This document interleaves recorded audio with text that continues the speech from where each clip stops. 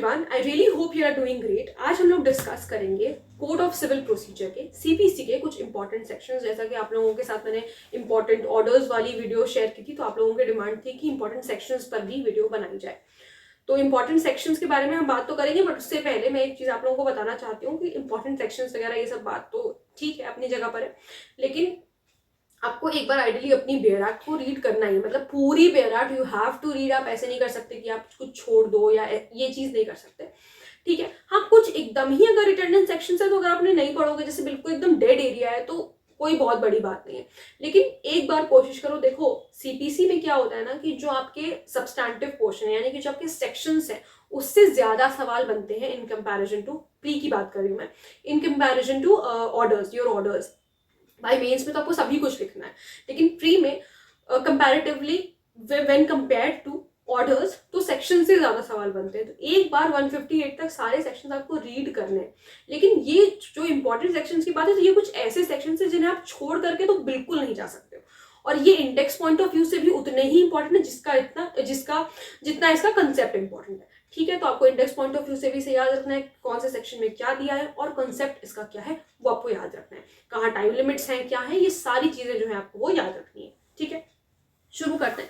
सबसे पहले प्रिलिमिनरी की बात करेंगे तो सेक्शन 1, 2, 5, 6, 8 ये इंपॉर्टेंट है यहाँ पर। और 7 और 8 में आपको सिर्फ इंडेक्स पॉइंट ऑफ व्यू से याद रखना है। उसको आप नहीं भी पढ़ोगे तो चलेगा, पूछा नहीं जाता, लेकिन कभी कभी हो सकता है कि इंडेक्स पॉइंट ऑफ व्यू से आ जाए। तो आपको याद रखना है कि 7 में प्रोविंशियल है और उसमें प्रेसिडेंशियल है, सॉरी प्रेसिडेंसी, ठीक है। ये चीज बस आपको इतनी याद रखनी है, ठीक।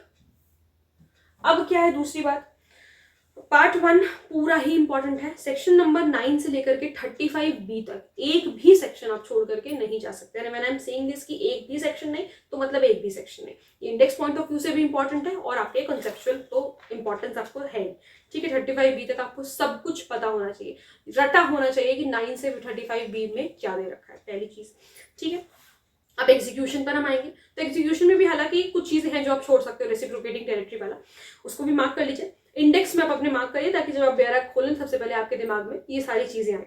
सेक्शन नंबर 36, 37, 38, 39, 42, 45, 46 प्रिसेप्ट्स इंपॉर्टेंट है, 47 मोस्ट इंपॉर्टेंट है, 49, 50, 51, 52, 53, 54, 55, 56 ये पूरा 62 तक इंपॉर्टेंट है, ठीक है। 55 से 62 तक।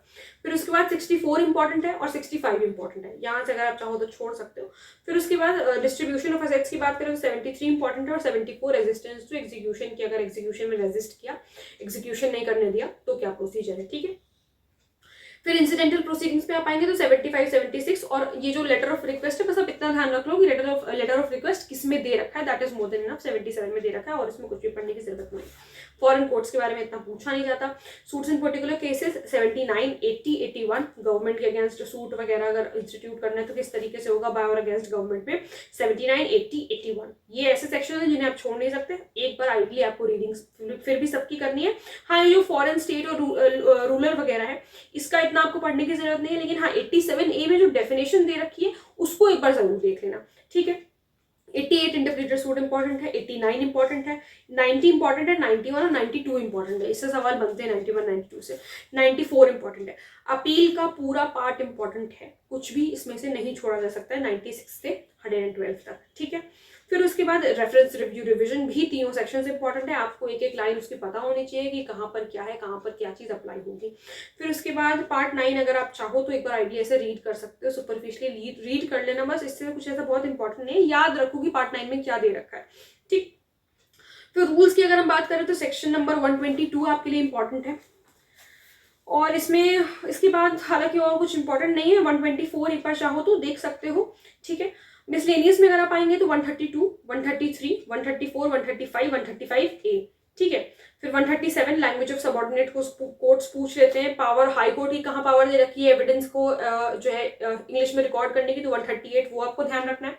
139 oath on affidavit by whom to be administered, ये आपको ध्यान रखना है। Assessors in causes of salvage, ये याद रखो चाहे ना रखो, इससे कोई फर्क नहीं पड़ता।